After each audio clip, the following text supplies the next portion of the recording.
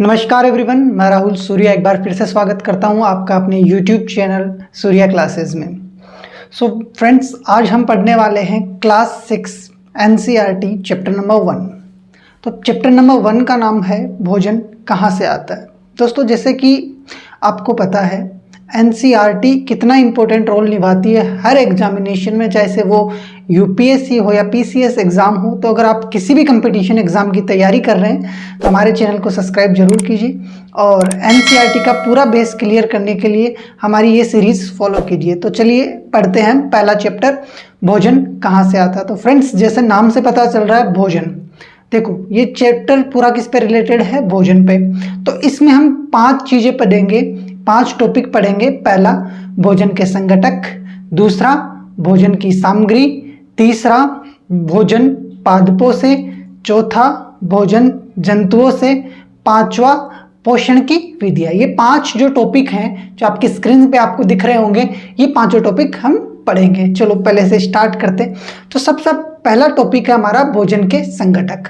तो फ्रेंड्स, भोजन में क्या क्या संगठक होते हैं? तो भोजन के संगठक होते हैं कार्बोहाइड्रेट्स, प्रोटीन, वसा, खनिज लवण एक्सेट्रा ईटीसी। यही होते हैं भोजन के संगठक, यही होते हैं। एक भोजन के अंदर क्या क्या होना जरूरी है, कार्बोहाइड्रेट हो, वसा हो, खनिज लवण हो, यही होते हैं। ठीक है, अब अपन बात करते हैं भोजन के संगठक हो गए।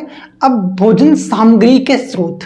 अब देखो, भोजन सामग्री के स्रोत को अपन एक टेबल के थ्रू समझेंगे।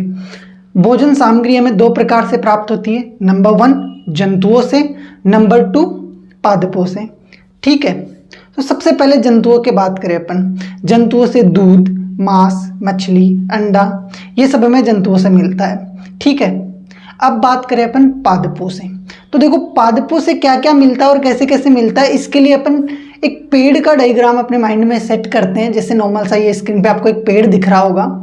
ठीक है, ये जो पेड़ आपको दिख रहा है, अब अपन सबसे पहले बात करते हैं इसके रूट से, जड़ों से। सबसे पहले देखो, जड़ों से अपन को कौन कौन से भोजन मिलते हैं, लाइक गाजर, मूली, चकुंदर। ये देखो, गाजर, मूली और चकुंदर, ये सब जड़ें हैं।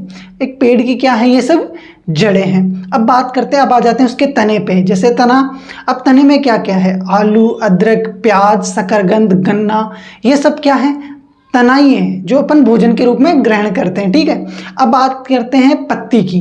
अब पत्ती के अपन जानते हैं, अपन पत्ती में क्या, जैसे पालक हुआ, सरसों हुआ, मेथी हुआ, धनिया हुआ, ये सब क्या है, ये पत्तियां हैं। और अब बात करें फाइनल फल की।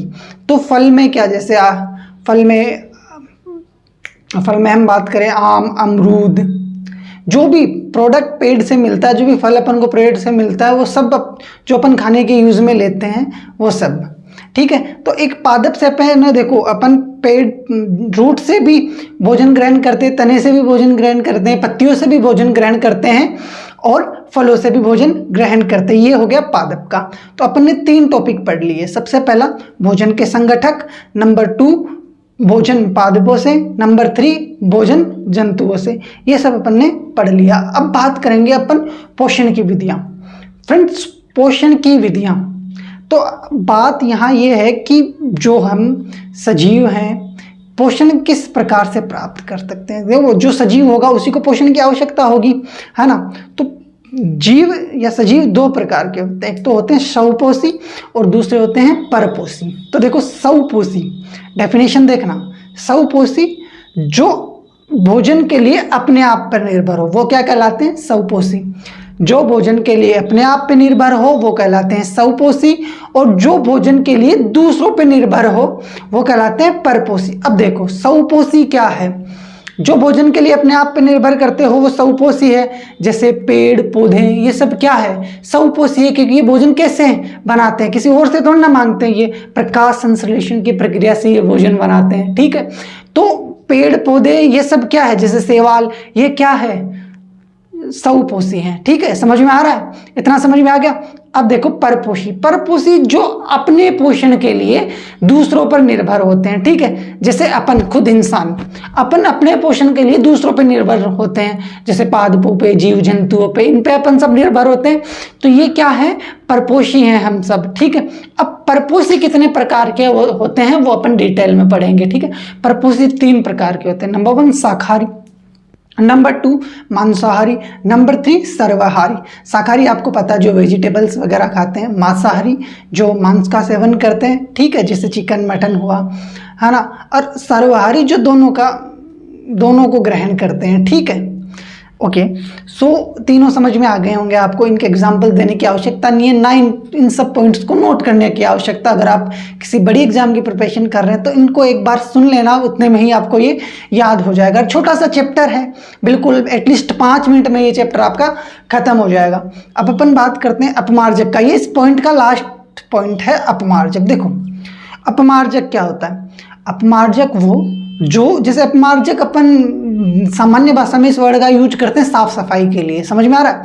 साफ सफाई के लिए इस वर्ड का यूज करते हैं अपन, ठीक है। तो वैसे ही धरती पे जैसे जीव वगैरह मर जाते हैं तो उनकी साफ सफाई के लिए भी कुछ होता है ना, तो उन जीव, वो जो मरे हुए को या सड़े गले को खाते हैं उन्हें अपमार्जक कहते हैं, जो साफ सफाई करते हैं, ठीक है।